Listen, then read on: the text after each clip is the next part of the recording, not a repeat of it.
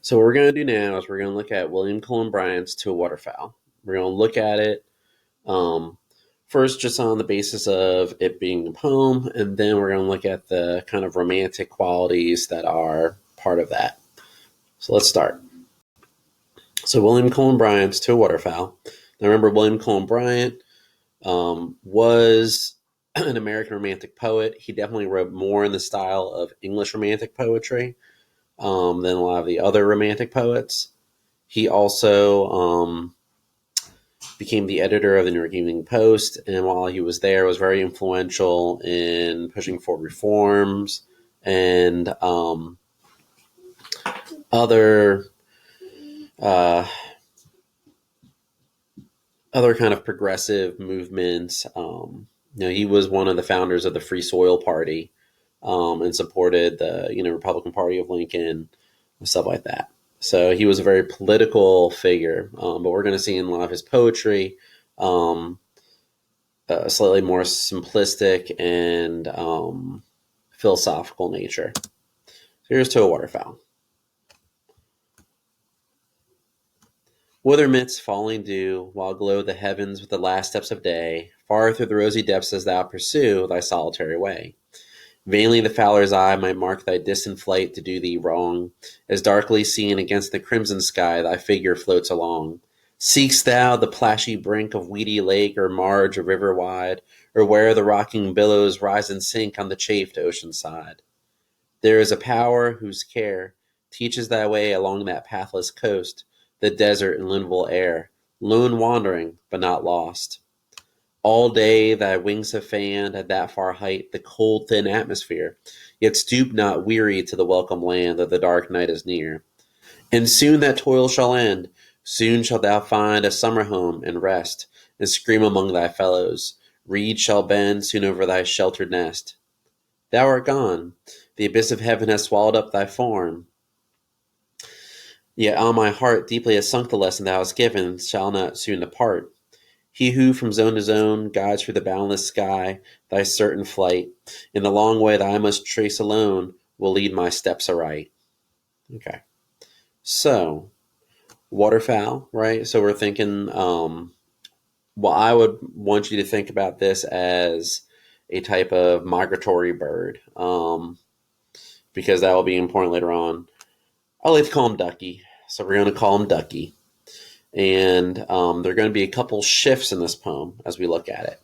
So the first thing we're going to see, right? So here is the speaker of the poem. Always separate the speaker and the author, even if they are the same person, because it is important in poetry to not just conflate the two of them. But here we are, and we imagine the speaker is speaking to the waterfowl, right? Speaking to Ducky, and he's watching Ducky. And he says, Ducky, there you are, right? I see you flying along at dusk, right, with the last steps of day. And he's asking Ducky, why? Why are you going by yourself this way?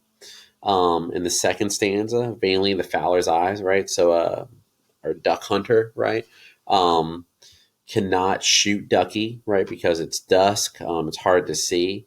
He's flying along. And then the speaker starts thinking about where Ducky wants to go, right? Seekst thou the plashy brink of weedy lake or marge of river wide, or where the rocking billows rise and sink on the chafed ocean side? So he's asking Ducky, where do you want to go? Where do you want to be? And obviously, it's a migratory bird who is a waterfowl. He wants to be by water. She wants to be by water. So Ducky, where do you want to go? But in this fourth stanza is where I really see it getting important. Because all of a sudden we have the invocation of a power. There is a power whose care teaches thy way along that pathless coast, the desert and limbo air, lone wandering but not lost. So this is where the importance of being a migratory bird comes in, because if it's a migratory bird, right, migration is an instinctual feeling of knowing where to go, of a gut feeling, an instinct, right, intuition guiding you along to get you to where you are supposed to go. So there is a power, be it a godlike power, a spiritual power, but something that is bigger than the individual that's guiding us along, right? So there's some kind of sense to this universe and this pattern. Because even though Ducky seems like he's flying along and doesn't know where he's going, there is a power that is pushing him along, that is guiding him, right? Um, right, and it's not easy flying for Ducky, right? Ducky has been fanning his wings all day. He's up there in the cold, thin atmosphere, but he's not giving up, right? He's going on, and we see that he gets rewarded, right? Soon that toil shall end. Soon shall thou find a summer home and rest. So at some point, Ducky will find peace and will find um, some kind of satisfaction in his life. Um, he'll be in a happy place, right? Ducky's happy place. Um, the reed shall bend over thy sheltered nest, right? He's going to be secured and safe and happy. And then the speaker is looking, right? And obviously Ducky is gone now, right? He's been watching Ducky fly, and he says, Ducky, thou art gone. The abyss of heaven has swallowed up thy form. Yet my heart deeply has sunk the lesson thou hast given, and shall not soon depart, right?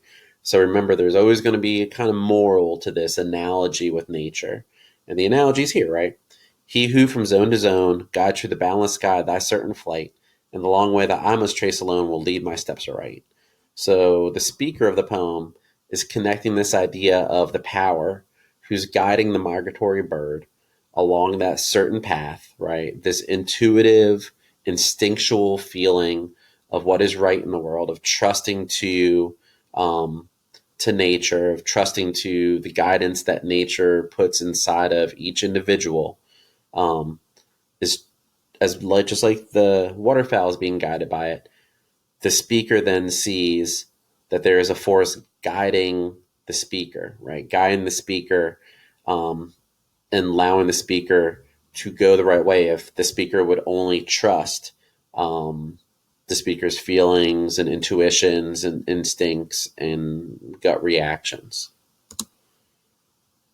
So, if we were to look at how this poem connects to these ideas, right?